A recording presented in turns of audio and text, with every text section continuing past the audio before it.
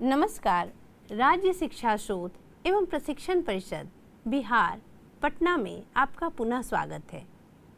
बच्चों, आज की कक्षा में हम कक्षा 12वीं की विषय हिंदी के काव्यखंड के पाठ संख्या 1 जो कि कड़वक है और जिसके रचनाकार हैं मलिक मोहम्मद जायसी, इनसे जुड़े हुए कुछ प्रश्न उत्तर को देखेंगे। किंतु इस प्रश्न उत्तर को देखने के पूर्व हम अपनी एक छोटी सी समझ को पुनः देखेंगे, पुनः जानेंगे कि हमने पिछली 3 कक्षाओं में जो 3 भागों में विभक्त है उसमें हमने क्या पढ़ा और क्या जाना। मलिक मोहम्मद जायसी भक्ति काल के निर्गुण धारा के प्रेम मार्गी शाखा के कवि हैं। जायसी एक सूफी संत कवि थे जिन्होंने भारतीय समाज के हिंदुओं के घरों के प्रेम कथाओं को, लोक कथाओं को अपनी कृति का आधार बनाया। इनकी एक अनन्यतम कृति है पद्मावत। पद्मावत जो कि अवधी भाषा में लिखी गई है। पद्मावत के पात्र प्रतीक अर्थ में हमारे सामने आते हैं। राजा रत्नसेन तन के प्रतीक हैं। रानी पद्मावती बुद्धि की प्रतीक हैं। सिंघल द्वीप हृदय पक्ष है। तन चित्तौड़ राजा रत्नसेन मन के प्रतीक हैं और तन के प्रतीक है चित्तौड़गढ़। तन चित्तौड़ मन राजा कीना, हिय सिंगल बुद्धि पद्मिनी चिन्हा। तन है चित्तौड़गढ़, मन है राजा रत्नसेन, हृदय है सिंघल द्वीप और रानी पद्मावती बुद्धि की प्रतीक हैं। अन्य पात्र भी हैं। नागमती यह दुनिया धंधा। नागमती दुनिया धंधा की प्रतीक है। गुरु सुआ जेहि पंथ दिखावा और गुरु सुआ, सुआ यानी सुग्गा, तोता जो है वह गुरु का प्रतीक है। राघव दूत सोई शैतानु। राघव चेतन जो है वह शैतान का दूत है, शैतान का प्रतीक है। और माया अलाउद्दीन सुल्तानु, और माया के प्रतीक हैं अलाउद्दीन सुल्तान। इस प्रकार एक पूरी कथा की संरचना की गई है। यह कथा पद्मावत के नाम से जानी जाती है और पूरे पद्मावत के प्रथम स्तुति खंड का जो प्रथम खंड है उससे हमने प्रथम कड़वक को लिया है और उसे पढ़ा। साथ ही साथ पद्मावत का जो उपसंहार का खंड है उसका पहला छंद जो है, आखिरी उपसंहार का आखिरी छंद जो है वह है दूसरा कड़वक के रूप में हमारे पाठ्य पुस्तक में संकलित। हमने इसे भी पढ़ा है।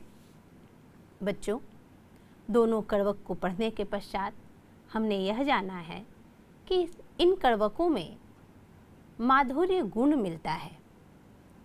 काव्य गुण की जो चर्चा की जाती है तो दोनों कड़वकों में माधुर्य गुण है। और यदि रस की बात करें तो शांत रस हमें कड़वक में मिलता है। दोनों कड़वकों में भाषा की चर्चा की जाए तो भाषा है अवधी और शैली की चर्चा की जाए तो शैली है कड़वक। कड़वक जो कि 7 चौपाइयों पर एक दोहा दिया जाता है, यानी दोहा और चौपाई से मिलकर कड़वक बनता है। साथ ही साथ हमने यह भी जाना है कि यह प्रेमाख्यानक काव्य है जिसका अंश हमें पढ़ना है। प्रतीक अर्थ में दिया गया है, प्रबंध काव्य के रूप में है और हमने इसे स्वतंत्र 2 कड़वक के रूप में पढ़ा है। मलिक मोहम्मद जायसी की यह कृति अनन्यतम है। जायसी ने इसे रक्त की लेई से जोड़कर गाढ़ी प्रीति के नैन से, अश्रु से जो बहते हैं उनसे लिखा है। कवि ने यह कहा है कि फूल मरे पै मरे न बासु। फूल मर जाता है किंतु उसका सुगंध कभी नहीं मरता। ठीक वैसे ही राजा रत्नसेन नहीं रहेंगे, ना ही रानी पद्मावती हैं, ना अलाउद्दीन है, ना राघव चेतन है, और ना ही खुद स्वयं मलिक मोहम्मद जायसी हैं। कहते हैं कि इस धरती पर कोई नहीं रहेगा, केवल उनकी कहानी रह जाएगी।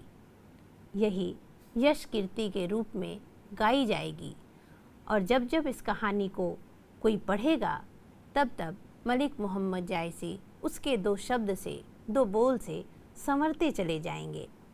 यह संसार उन्हें सदैव इस कृति के माध्यम से याद करेगा, स्मरण करेगा, वह जीवित रहेंगे। कवि ने बड़े प्रेम से इस कहानी को लिखा है। यही कारण है कि उन्होंने यह बताया भी है कि मैं रूपहीन हूँ, एक आँख है मेरे पास, और इसी एक आँख से मैंने इस सारे संसार को देखा है। फिर भी इतनी कमी होने के बावजूद मेरे में एक विशेषता है। जिस प्रकार चंद्रमा में कलंक है, उसके बावजूद वह रात्रि में अंधेरे को दूर करता है, उसकी उज्ज्वलता के आगे सब फीका है। जैसे समुद्र में खारापन होता है किंतु वह अंतहीन होता है, अपार होता है। जैसे आम की सुगंध उनकी मुंजरियों से मिलती है किंतु वह नुकीला होता है, ठीक वैसे ही मुझ में भी कमी है। मैं एक आँख वाला हूँ, चेचक से मैं रूपहीन हो चुका हूँ। फिर भी इतनी कमियों के बावजूद मुझ में एक विशेषता है, और वह विशेषता है कि मैंने पद्मावत जैसे महाकाव्य की रचना कर डाली है। यह कथा पूरी सृष्टि को सदैव सुगंधित करता रहेगा, ठीक वैसे ही जैसे फूल मरे पर मरे न वासु। फूल मर जाता है, मुरझा जाता है, किंतु उसका सुगंध कभी समाप्त नहीं होता। तो बच्चों, हमने कड़वक के पीछे के जो छोटा सा अंश है कथा का, उसे भी जाना। कड़वक क्या है इसे भी जान लिया, इसमें कौन सा गुण है ये भी जाना, कौन से रस की बात की गई है यह भी जाना, किस भाषा का प्रयोग किया गया है इसे भी जान लिया है। तो आइए अब हम इससे संबंधित कुछ प्रश्न उत्तर करते हैं। पिछली कक्षा में हमने संख्या प्रश्नों की अगर देखी जाए तो प्रश्न संख्या 1 से प्रश्न संख्या 10 तक का समाधान कर लिया था। अब आइए आज की कक्षा में हम 11वें प्रश्न की ओर से चलते हैं। 11वां प्रश्न आपके स्क्रीन पर दिखाई दे रहा होगा। 11वां प्रश्न है, पद्मावत की रचना किस भाषा में हुई है? बच्चों, यहाँ विकल्प नहीं दिए गए हैं, किंतु यदि विकल्पों की चर्चा की जाए तो विकल्प होंगे अवधी, ब्रजभाषा, खड़ी बोली हिंदी, छत्तीसगढ़ी, कुछ भी हो सकते हैं। बिना विकल्प के जब उत्तर देना है तो स्मरण पर आधारित उत्तर देना होगा। चलिए हम उत्तर देखते हैं। उत्तर है अवधी। पद्मावत की रचना अवधी भाषा में की गई है। यही कारण है कि पिछली कक्षाओं में हमने शब्द निधि के माध्यम से अवधी के कई शब्दों को जाना था जो इस कड़वक में आए थे, और उनका हमने मानक हिंदी अर्थ भी जाना था। पद्मावत अवधी भाषा में लिखा गया ग्रंथ है। आइए अब हम 12वें प्रश्न की ओर चलते हैं। 12वां प्रश्न है, जायसी की उज्ज्वल अमर कृति कौन सी है? किस कृति को जायसी के उज्ज्वल और अमर कीर्ति का आधार माना जाता है? वैसे तो जायसी की कई कृतियां हैं, जैसे अखरावट, मसालानामा, कहरानामा, आखिरी कलाम, चित्ररेखा, कई सारी कृतियां हैं। लेकिन जब हम जायसी के सर्वमान्य केवल एक कृति की बात करते हैं जो उज्ज्वल एवं अमर मानी जाती है, वह कृति कौन सी है, तब इसका उत्तर क्या होगा? आइए देखते हैं। उत्तर है पद्मावत। जायसी की अमर कृति है पद्मावत। आइए अब हम 13वें प्रश्न की ओर चलते हैं। 13वां प्रश्न है, कड़वक किन दो छंदों से निबद्ध होता है? अर्थात करवक किन दो छंदों से बंधा हुआ है? चलिए उत्तर देखते हैं। उत्तर है चौपाई एवं दोहा। चौपाई में 4 पंक्तियां होती हैं और दोहे में 2 पंक्तियां। करवक एक शैली है और करवक शैली चौपाई और दोहों से मिलकर बनती है। 7 चौपाई पर एक दोहा दिया जाता है। तब इस शैली में जब लिखी जाती है रचना, तो वह रचना कड़वक कहलाती है। आइए अब हम 14वें प्रश्न की ओर चलते हैं। 14वां प्रश्न आपके स्क्रीन पर दिखाई दे रहा होगा। 14वां प्रश्न है, पाठ्य पुस्तक में संकलित छंद, जो कि प्रथम करवक है, वह पद्मावत के किस अंश से लिया गया है? मैं पुनः इस प्रश्न को पढ़ती हूँ। पाठ्य पुस्तक में संकलित, जो आपके पाठ्य पुस्तक में दिया गया है, पाठ्य पुस्तक का जो प्रथम करवक है वह पद्मावत के किस अंश से लिया गया है? चलिए उत्तर देखते हैं। उत्तर है स्तुति खंड के प्रारंभिक छंद से। यहाँ छंद शब्द गलत लिखा गया है, आप इसे छंद पढ़ेंगे। स्तुति खंड के प्रारंभिक छंद से पद्मावत महाकाव्य का 2 करवक हमें पढ़ना है। प्रथम करवक जो है वह प्रथम छंद जो है, प्रथम करवक, वह स्तुति खंड से लिया गया है, यानी बिल्कुल शुरू से। और जब हम आखिरी यानी दूसरे करवक की बात करते हैं तो वह उपसंहार खंड से लिया गया है। आइए अब हम अगले प्रश्न की ओर चलते हैं। देखिए, अभी अभी मैंने जिस बात की चर्चा की थी वह प्रश्न के रूप में ही हमारे समक्ष उपस्थित हो गया है। चलिए हम 15वें प्रश्न की ओर चलते हैं। 15वां प्रश्न है, पाठ्य पुस्तक में संकलित द्वितीय करवक पद्मावत के किस अंश से लिया गया है? आप देख रहे होंगे 14वें प्रश्न में प्रथम करवक की बात की गई है, जो कि स्तुति खंड के प्रारंभिक छंद से लिया गया है, और 15वें प्रश्न में द्वितीय करवक की बात हो रही है। आइए उत्तर देखते हैं। उत्तर है उपसंहार खंड। उपसंहार खंड से 15वां प्रश्न जो पूछा गया है उसका उत्तर है उपसंहार खंड से द्वितीय करवक लिया गया है। अभी अभी हमने इस पर चर्चा भी की थी। आइए अब हम 16वें प्रश्न की ओर चलते हैं। 16वां प्रश्न है, जायसी के पिता का नाम क्या था?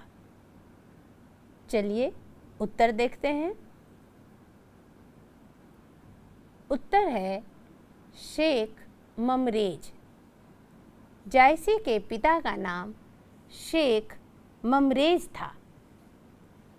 आइए अब हम 17वें प्रश्न की ओर चलते हैं। 17वां प्रश्न आपके स्क्रीन पर दिखाई दे रहा होगा। 17वां प्रश्न है, जायसी किस कोटि के कवि हैं? किस कोटि के कवि हैं, मतलब किस वर्ग में आते हैं? चलिए उत्तर देखते हैं। उत्तर है सूफी संत कवि। जायसी सूफी कवि हैं, सूफी संत कवि। दरअसल मलिक मोहम्मद जायसी एक मुसलमान कवि थे और मुसलमान कवि सूफी संत कवियों के रूप में हमारे इतिहास में आते हैं। सूफी कवि उन्हें कहा जाता है जिन्होंने लौकिक प्रेम कहानियों के माध्यम से अलौकिक प्रेम की अभिव्यंजना की है।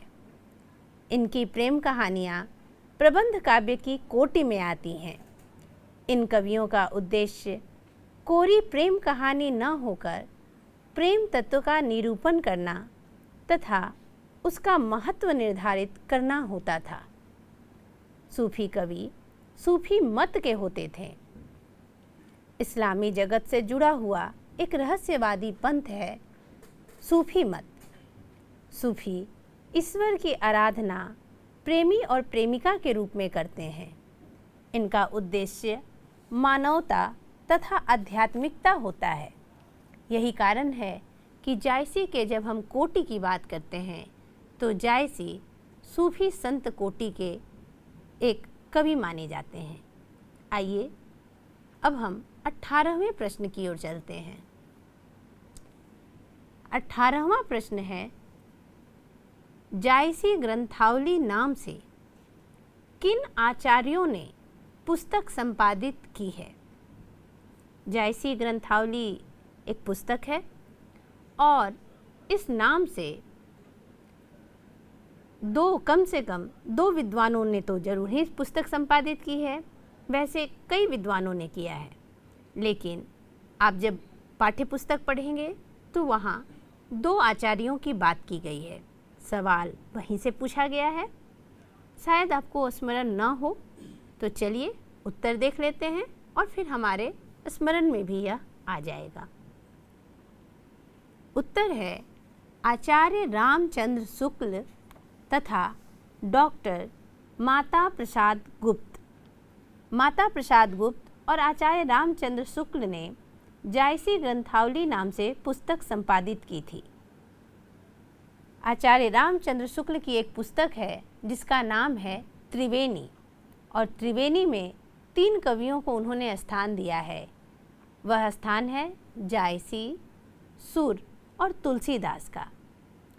यह पुस्तक काफ़ी प्रसिद्ध है और जायसी ग्रंथावली भी आचार्य रामचंद्र शुक्ल ने संपादित की है। चलिए अब हम 19वें प्रश्न की ओर चलते हैं। 19वां प्रश्न आपके स्क्रीन पर दिखाई दे रहा है। 19वां प्रश्न है, कवि ने अपने एक आँख की तुलना किससे की है? सोचने की बात है, आपको याद करना होगा। कवि ने एक आँख की तुलना की है। आप याद कीजिए कि प्रथम करवक में जायसी ने लिखा था, एक नैन जस दर्पण और तेहि निर्मल भाव। एक नैन जस दर्पण, जस मतलब जिसके समान और नैन मतलब आँख। इसी पंक्ति के अर्थ से हम समझ जाएंगे कि इस प्रश्न का उत्तर क्या होना चाहिए। चलिए उत्तर देखते हैं। बिल्कुल सही, अभी अभी मैंने जिस पंक्ति की चर्चा की थी उस पंक्ति में ही अर्थ था और उत्तर भी था कि कवि ने अपने एक आँख की तुलना दर्पण से की है, आईने से की है। वे कहते हैं, एक नैन जस दर्पण औ, मेरा जो यह आँख है, एक आँख जो है वह दर्पण के समान, दर्पण की तरह स्वच्छ और निर्मल है। चलिए अब हम 20वें प्रश्न की ओर चलते हैं। 20वां प्रश्न है, फूल मरै पर मरै न बासु का क्या अर्थ है? क्या अर्थ है? कवि कहते हैं, धनी सो पुरुष जस कीर्ति जासु, फूल मरै पर मरै न बासु। इसका अर्थ क्या है? चलिए देखते हैं। उत्तर है, मनुष्य मर जाता है पर उसका कर्म सदा जीवित रहता है। बच्चों, यह शब्द जो लिखा है, फूल मरै पर मरै न बासु, ये जो पंक्ति है, इसका अगर हम सरल अर्थ देखें तो सरल अर्थ यह है कि फूल मरै पर मरै न बासु, फूल मर जाता है पर उसकी सुगंध जो है वह कभी नहीं मरती। किंतु जब हम अर्थ तो पढ़ते हैं कि फूल मर जाता है किंतु सुगंध कभी नहीं मरता, लेकिन जब हमने उत्तर देखा तो उत्तर था कि मानव मर जाता है, व्यक्ति मर जाता है, किंतु उसके कर्म जीवित रहते हैं। असल में यह गूढ़ अर्थ है, गूढ़ार्थ जिसे कहते हैं, या फिर विशेष अर्थ। ऐसा अर्थ जो भाव को व्यंजित करे, भावार्थ भी इसे हम कह सकते हैं कि फूल मरे पर मरे न वासु। इसका सरल अर्थ है कि फूल मर जाता है किंतु उसका सुगंध कभी नहीं मरता। लेकिन जब गूढ़ अर्थ की बात करते हैं तो यह फूल मनुष्य के रूप में है, और जो वासु सुगंध है वह कर्म के रूप में है। व्यक्ति चला जाता है मगर उसके किए गए कर्म, उसके द्वारा किए गए कर्म सदैव जीवित रहते हैं।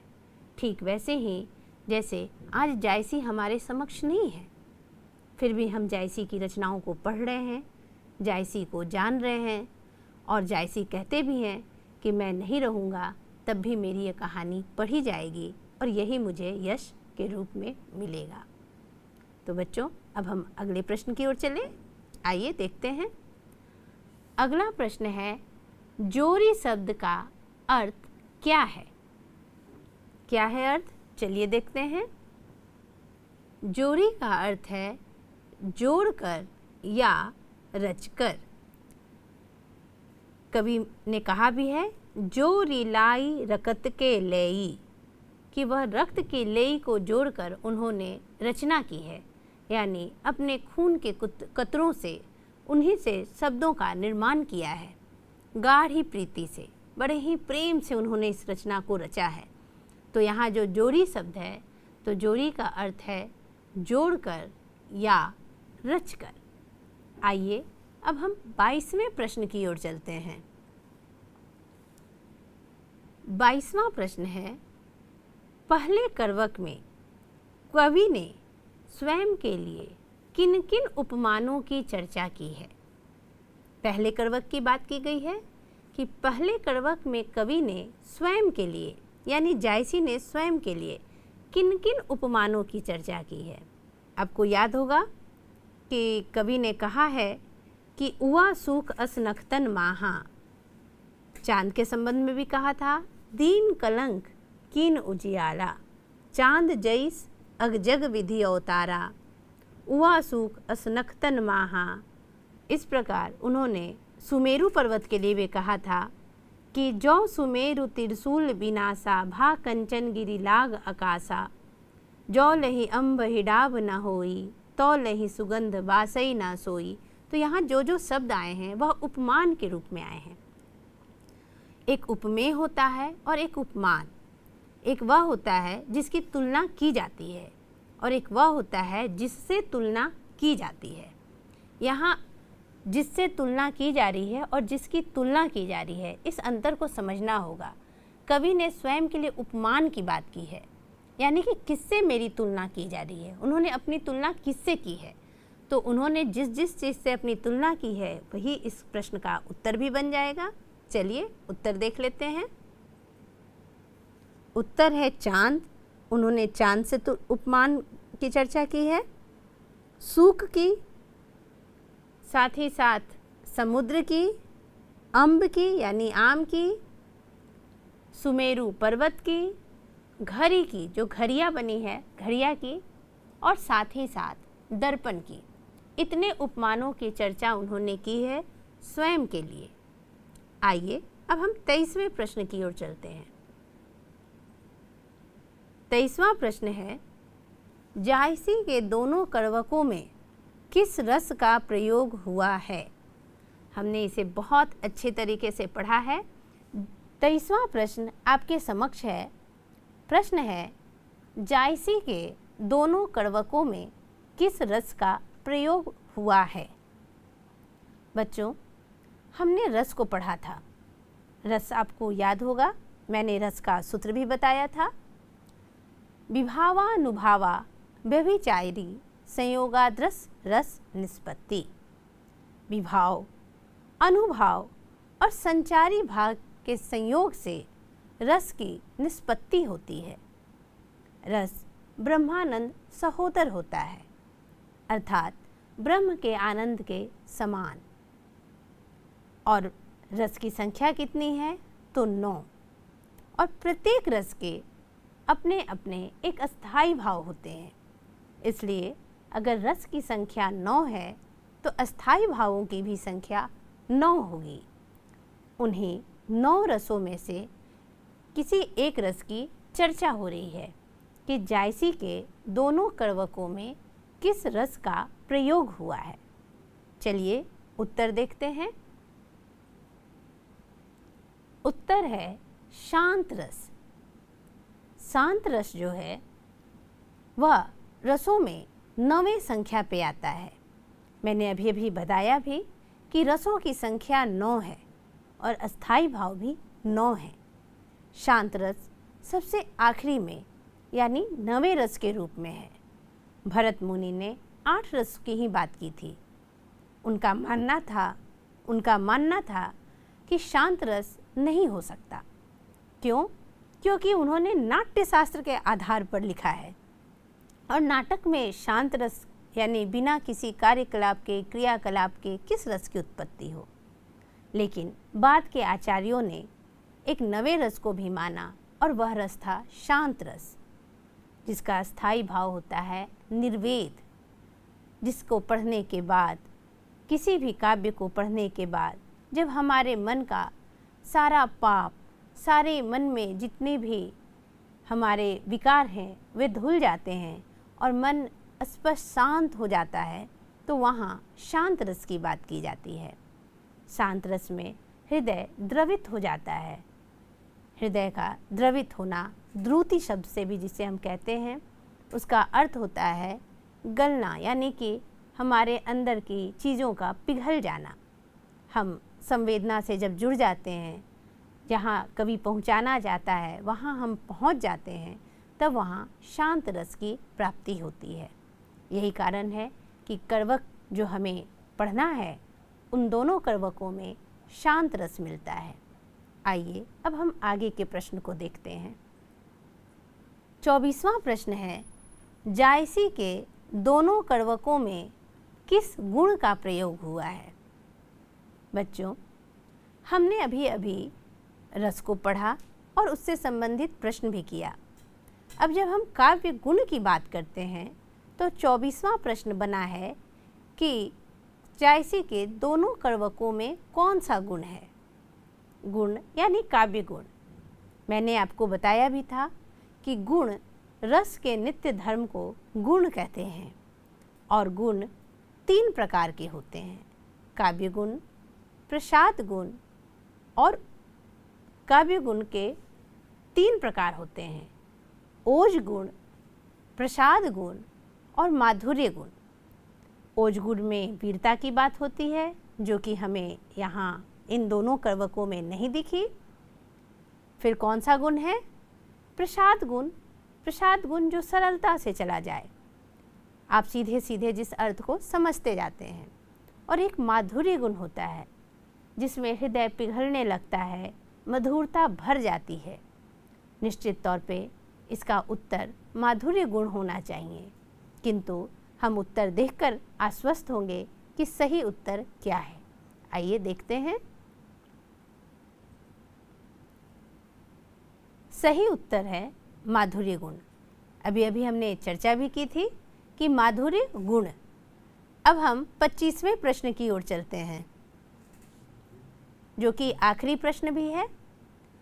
प्रश्न है, कलंक, कांच और कंचन से क्या तात्पर्य है। पुनः मैं दोहराती हूँ, कलंक, कांच और कंचन से क्या तात्पर्य है। चलिए उत्तर देखते हैं। यहाँ हमने उत्तर में देखा है कि कलंक का अर्थ होता है काला धब्बा। बच्चों, जब हमने शब्द निधि पढ़ा था तो वहाँ कलंक का अर्थ कोयला भी पढ़ा था। यहाँ चूँकि कलंक, कांच और कंचन एक साथ आया है, तो यहाँ कलंक का अर्थ है काला धब्बा, कांच का अर्थ है कच्ची धातु या कच्चा सोना, और कंचन का अर्थ तो सोना होता ही है। पहले करवक में 2 बार कलंक आए हैं। पहला कलंक का अर्थ है काला धब्बा, जो चंद्रमा के लिए है, और दूसरा एक कलंक शब्द आया था जिसका अर्थ है कोयला, जो कि कच्ची धातु यानी कच्चे सोने को पकाने की बात की गई है कि वह उसमें तप कर, पक कर एक शुद्ध सोना तैयार होता है। तो बच्चों, हमने कुल 25 प्रश्न किए। आज की कक्षा में हमने प्रश्न संख्या 11 से लेके 25 प्रश्न तक की चर्चा की थी। बच्चों, आशा है कि अब आप इस पाठ को पूर्णतः समझ गए होंगे और मैं विश्वास करती हूँ कि आपको यह पाठ पढ़कर बहुत ही अच्छा लगा होगा। ठीक है, अब हम अगली कक्षा में पुनः एक नए विषय के साथ मिलते हैं। धन्यवाद।